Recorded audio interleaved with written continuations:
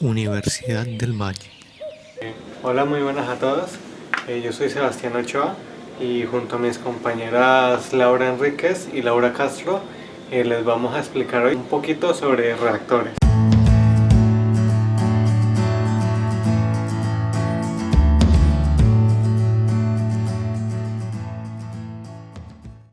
Bueno, en el video de la introducción anterior pueden ver la cervecería Bavaria, donde hace la cerveza Póker. Yo la puse porque pienso que tiene mucho que ver, porque en ese tipo de fábricas se utilizan los reactores que vamos a ver en este video. Bueno, para comenzar con este tema, primero les voy a explicar lo que es un reactor. Pues comenzando, un reactor químico es una unidad de proceso diseñada para llevar a cabo una o varias reacciones químicas o procesos en los reactivos para convertirlos en productos. Bueno, aquí en estas imágenes podemos ver varios tipos de reactores que se usan en las plantas para generar diversos tipos de productos, como lo pueden ser comidas, plásticos y otros elementos químicos de fabricación. Entre las funciones que tiene un reactor químico son las siguientes. Bueno, primero que todo, están para proporcionar el tiempo de contacto necesario entre los reactivos y los catalizadores para tener la posibilidad de obtener una mezcla o difusión entre ellos.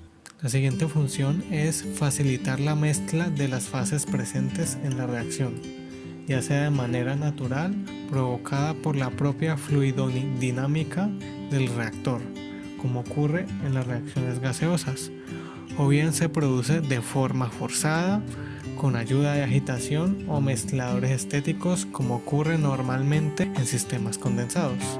La siguiente función sería suministrar o eliminar calor al sistema para que las reacciones se lleven a cabo. Los reactores se utilizan para realizar distintos procesos en grandes industrias y plantas de producción.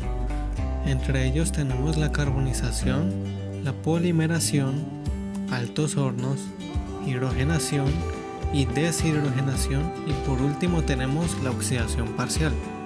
Para la carbonización entra en juego el procesamiento de combustible fósil y carbón, además de la utilidad que tiene a los profesionales de la paleontología, donde los reactores intervienen en la solidificación de los fósiles encontrados en las capas de la Tierra. Los reactores en la carbonización también aportan enormemente al procesamiento de madera, donde en esta se obtiene el carbón vegetal. El proceso que se lleva a cabo comienza a partir de la utilización de la madera como materia prima. Esta es llevada donde un reactor con el fin de secar la madera y así no tener ningún porcentaje de humedad en la madera. Posteriormente se incrementa la temperatura del reactor a 280 grados centígrados y se permite la entrada de oxígeno al interior. Justo así, por medio de la pirólisis, se tiene como resultado carbón vegetal, ácido acético, alquitranes y otros compuestos. Continuando con las utilidades de los reactores, seguimos con la polimeración, donde esta técnica se utiliza para la creación de polímeros, como lo son el plástico, el caucho, el policarbonato, la silicona, y también se utiliza para el procesamiento de productos reciclables, o sea, el reciclaje. La producción del plástico empieza con la destilación en una refinería, donde el petróleo crudo se separa en grupos de componentes más ligeros denominados fracciones. Cada fracción es una mezcla de cadenas de hidrocarburos, compuestos químicos formados por carbono e hidrógeno. Para fabricar plástico se utilizan dos procesos principales, la polimeración y la policondensación, y ambos requieren unos catalizadores específicos. En este caso servirían mucho distintos reactores. En un reactor de polimeración, monómeros con el etileno y el propileno se unen para formar cadenas largas de polímeros. Cada polímero tiene sus propias propiedades que difieren en términos de tamaño y estructura de sus moléculas, su estructura y sus dimensiones en función del tiempo del monómero básico que se haya utilizado. Los plásticos derivados de los petroquímicos tienen fácil fabricación. Además, sus costos son muy bajos y por ello sus aplicaciones son múltiples y en muy diversas escalas. Ahora, proseguimos con los altos hornos, donde un alto horno es un horno especial en el que tiene lugar la fusión de los minerales de hierro y la transformación química que produce un metal rico en hierro llamado arrabio.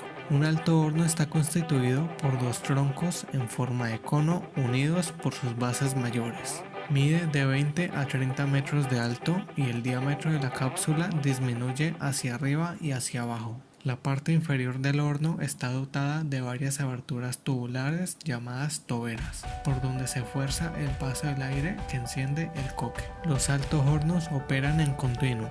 Esto quiere decir que la forma de trabajo no consiste en introducir la mezcla con los reactivos dejando que el horno funcione durante un determinado tiempo y que haya que detenerlo para extraer los productos.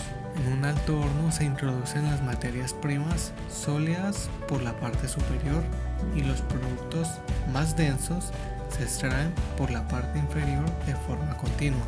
Esto hace que la mezcla de entrada vaya cayendo hacia zonas más bajas del horno y que sucesivamente vaya pasando por las debidas partes que procesan la materia prima. Retomando con otras de las utilidades de los reactores, tenemos la hidrogenación y la deshidrogenación, las cuales, como su nombre lo indican, agregan o restan átomos de hidrógeno a los compuestos que están siendo procesados.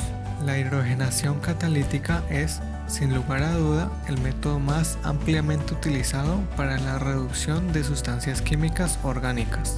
Se estima que entre el 10 y el 20% de las reacciones que se utilizan en procesos sintéticos que se llevan a cabo en empresas farmacéuticas son hidrogenaciones catalíticas. La técnica está basada en la capacidad que tienen las moléculas de hidrógeno de reducir moléculas que contienen dobles o triples enlaces o escindir determinados enlaces sencillos en presencia de un catalizador metálico. En función de la reactividad del enlace a reducir o escindir y de la reactividad del catalizador, la reacción se puede llevar a cabo a presión atmosférica, a temperatura ambiente o puede requerir presiones y o temperaturas elevadas. En la hidrogenación industrial de aceites vegetales y de pescado ricos en aceites grasos insaturados, el mecanismo de reacción implica varias etapas. El hidrógeno gas disuelto en el aceite es absorbido en el catalizador metálico, separándose en los dos átomos que conforman la molécula. Estos átomos reaccionan con los enlaces dobles del aceite, adicionándose a las insaturaciones y producciones un compuesto intermedio en la cual el enlace doble pueda rotar por sí mismo. El compuesto intermedio es inestable y rápidamente capta un segundo átomo de hidrógeno, por lo que el enlace insaturado se satura o cede de nuevo el átomo, produciéndose a veces la isomeración de los enlaces cis, tipo de isómero, que es la configuración de los dobles enlaces en las grasas naturales o trans. Por último, hablaremos sobre la oxidación parcial. Y justo para nuestro cometido visitaremos la página web de la empresa Air Liquide, donde nos explican muy bien la oxidación parcial que ellos manejan para el gas natural. El gas POX es un proceso para la generación de gas de síntesis y oxogas mediante la oxidación parcial de un hidrocarburo entrante en un reactor con revestimiento refractario. La proporción de hidrógeno y monóxido de carbono en el gas de síntesis puede adaptarse a las necesidades de los clientes por medio de diferentes procesos adicionales, del gas natural al gas de síntesis. La oxidación parcial del gas de Air Liquide utiliza gas natural desulfurado o gases residuales de las refinerías como materia prima. El gas entrante es mezclado inicialmente con vapor y sometido a un tratamiento térmico previo en un calentador. Después, el oxígeno, la materia prima y el vapor se introducen a través de un quemador exclusivo en un reactor con revestimiento refractario, que funciona a una presión manométrica de entre 40 y 100 bar. Este proceso causa la oxidación parcial del gas entrante, produciendo una mezcla de hidrógeno, monóxido de carbono y dióxido de carbono. El gas reformado es enfriado después, generando vapor a alta presión, y el CO2 es eliminado en una unidad de lavado con aminas. Ahora proseguimos a la parte de los tipos de reactores. Entre los diferentes tipos de reactores tenemos el reactor batch, reactor CSTR o tanque agitado, reactor PFR o tubular, reactor semi-batch o semicontinuo, reactor de lecho empacado y reactor de lecho fluidizado. El reactor tipo batch es un reactor donde no existe flujo de entrada ni de salida, es simplemente un reactor con un agitador que homogeneiza la mezcla. Entre sus principales características tenemos, primero, el reactor es intermitente en un sistema cerrado, por lo tanto, la masa total del mismo es constante. Segundo, el tiempo de residencia de todos los elementos del fluido es el mismo. Tercero, el tiempo del reactor opera en estado no estacionario, las concentraciones cambian con el tiempo. Cuarto, sin embargo, y debido a la agitación, puede asumirse que en un tiempo determinado dentro del reactor, la composición y la temperatura son homogéneas. Quinto, la energía dentro de cada batch cambia de acuerdo a cómo se está llevando a cabo la reacción. Pueden adicionarse un intercambiador de calor para controlar la temperatura. Sexto, son útiles cuando se procesan gases tóxicos o componentes altamente potentes. Entre las principales ventajas tenemos que el reactor batch tiene una operación sencilla y un bajo costo inicial. Y entre las desventajas tenemos que tiene la desventaja de un elevado costo en su funcionamiento y de mano de obra, debido a la gran cantidad de tiempo que se pasa parado debido a la carga, descarga y limpieza. Además, no siempre es posible implementar un sistema de control adecuado.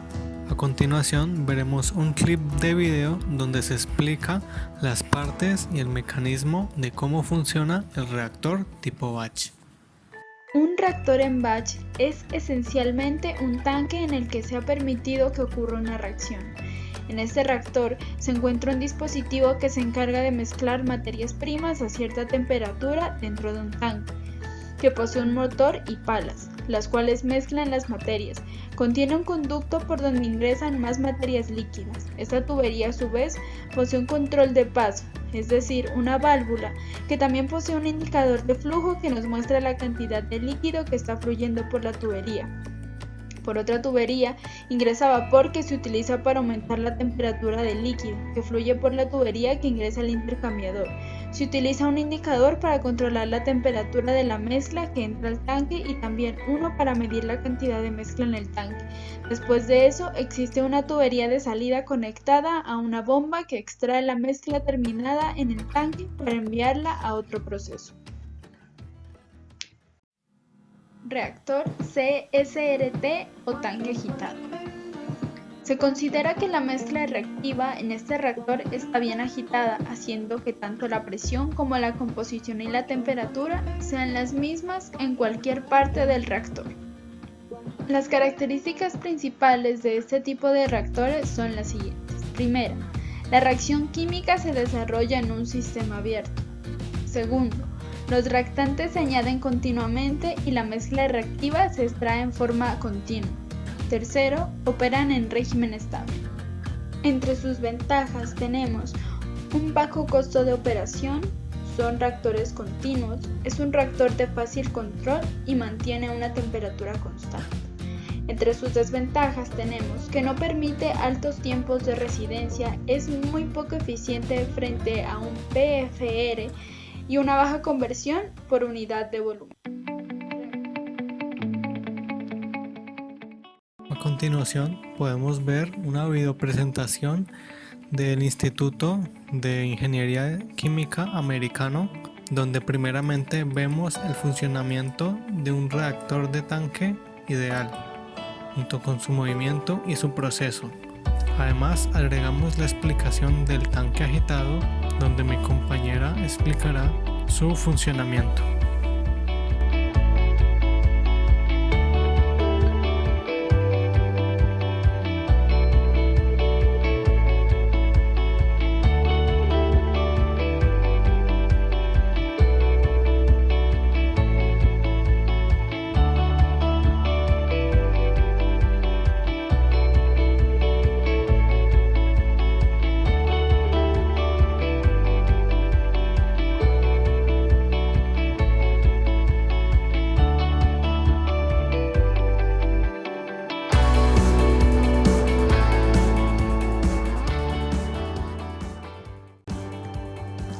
Este se ejecuta en estado estacionario con flujo continuo de reactivos y productos. La alimentación asume una composición uniforme en todo el reactor. La corriente de salida tiene la misma composición en el tanque. El comportamiento de un CSTR a menudo es aproximado o modelado por el de un reactor de tanque agitado idealmente continuo. Todos los cálculos realizados asumen un mezclado perfecto. En un reactor perfectamente mezclado, la composición de productos es idéntica a la composición del material dentro del reactor, el cual es una función de tiempo de residencia y velocidad de reacción.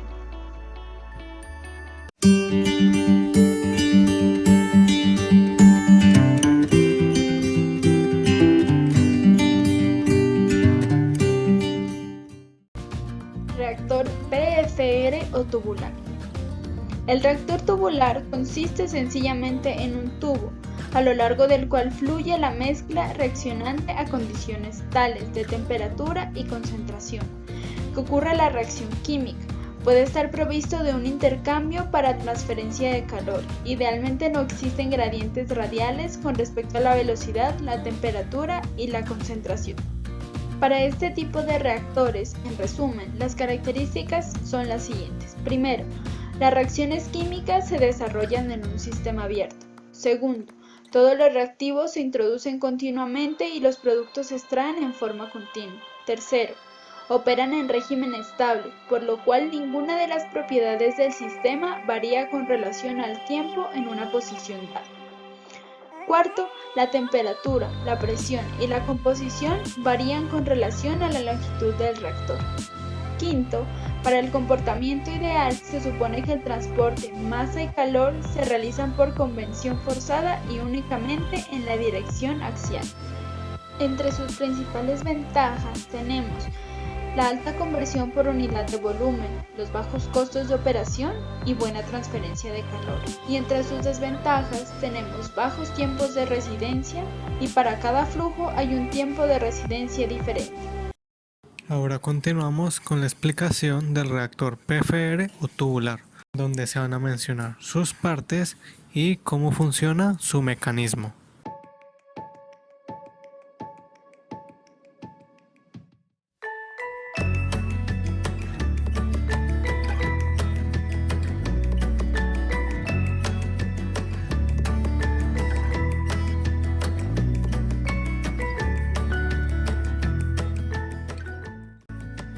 Este reactor se caracteriza porque el flujo de fluido pasa sin que ningún elemento sobrepase o se mezcle con cualquier otro elemento situado antes o después de su entrada.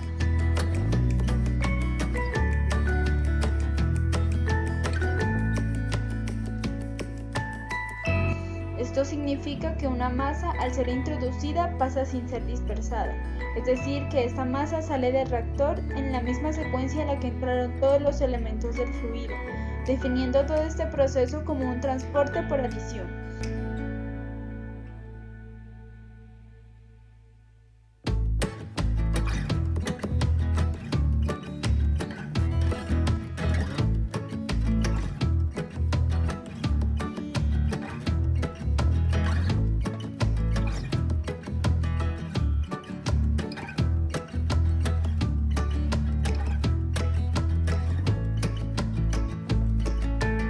Esto es el resultado de un flujo unidireccional. Entonces, este reactor sería básicamente un tubo donde se realiza una reacción física con cambios de presión y temperatura en dirección axial, solo para cambiar el estado del material, más no su composición.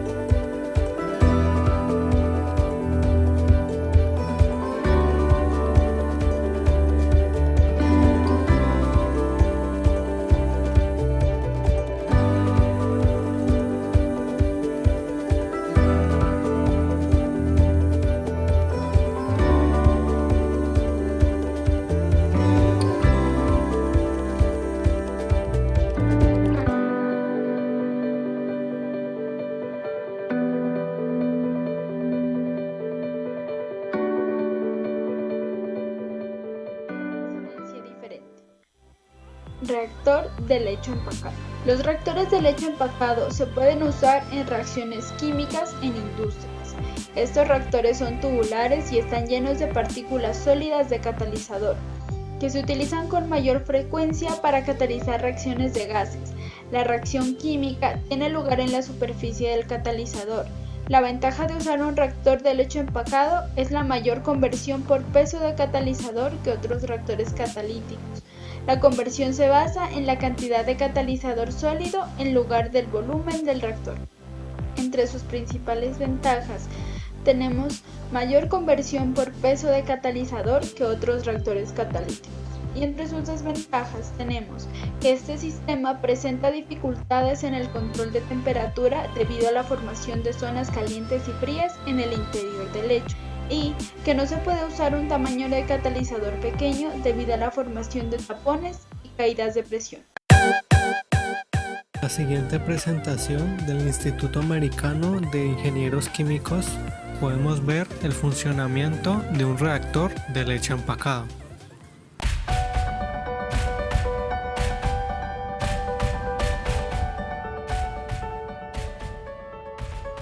Este es un mecanismo gas líquido a contracorriente con camas llenas verticales. Se utilizan con frecuencia en procesos de separación como la destilación y absorción. Los reactores de lecho empacado son típicamente tubulares. Son reactores llenados de partículas de catalizador sólido. La reacción se produce en las superficies de las partículas sólidas. Así, las partículas pequeñas permiten una superficie alta al corriente del volumen y por lo tanto alta conversión. Idealmente, el fluido atraviesa el reactor en forma de enchufe. Por lo tanto, estos reactores a veces se llaman reactores de flujo de tapón. Sin embargo, puede ocurrir mala distribución del flujo o canalización, donde el flujo ya no mantiene la distribución, incluso como en el enchufe. Esto provoca la caída de presión en el reactor para disminuir y afecta a la tasa de conversión de la reacción.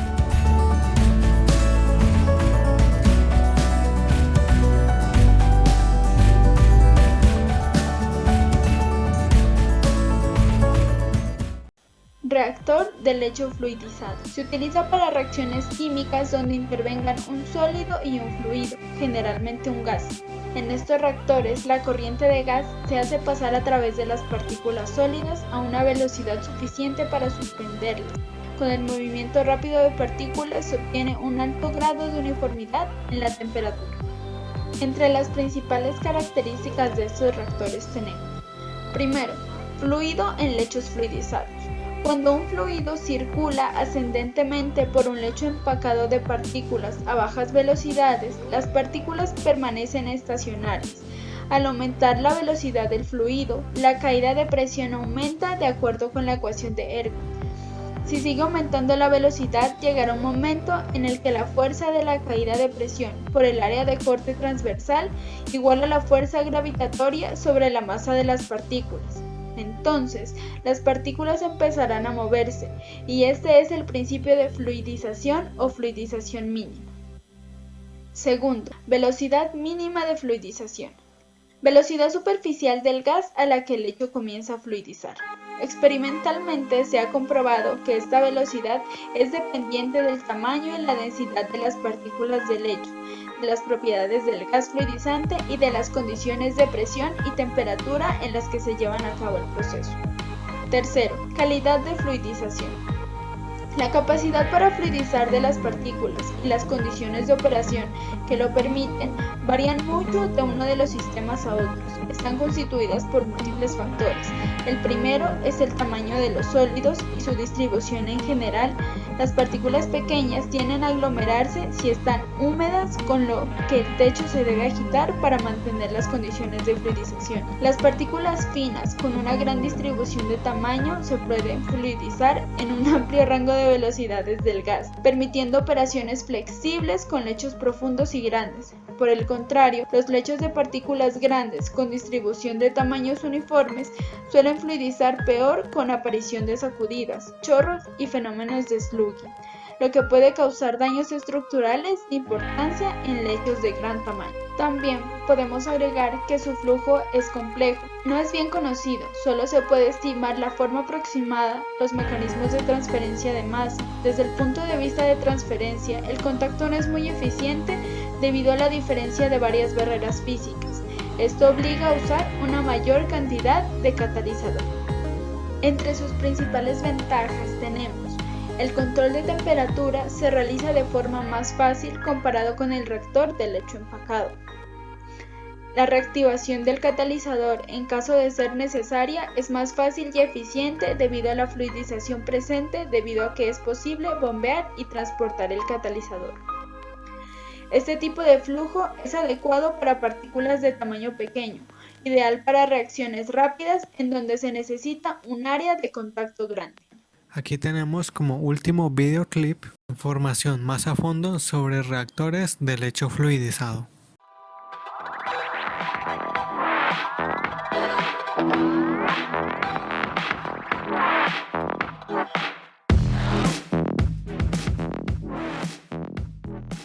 El material se carga en un baño fluido y se le da algunos golpes para deshumidificar el aire que entra en los gabinetes de aire caliente.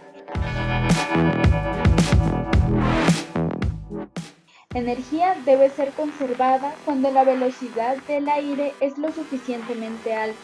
El fluido muere, el polvo se lleva a la cámara de expansión y pasa a la boquilla de pulverización para atomizar la nieve.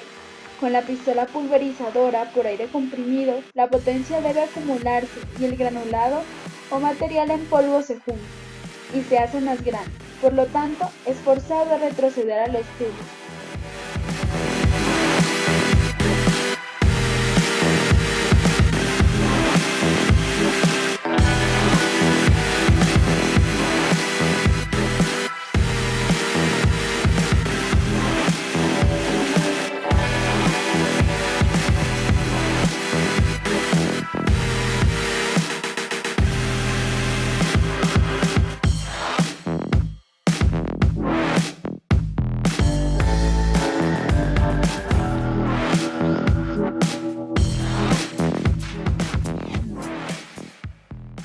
La máquina principal de lecho fluido consiste en aire caliente que sale de los gabinetes de las cámaras de expansión y una cámara de recolección de energía.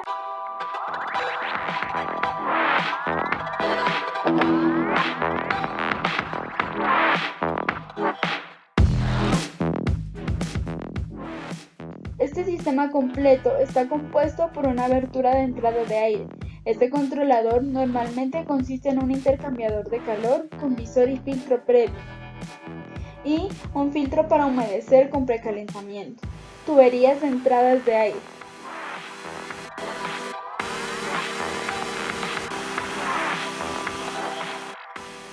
Cuando la velocidad baja en la cámara de expansión, una potencia fina sube a la cámara de recolección de polvo y es capturada por una tela filtrante respaldada de dramáticos arreglos que sacuden y respaldan el material en los usos fluidos. durante los cuales circula el proceso de granulación para que el diseño sea un éxito.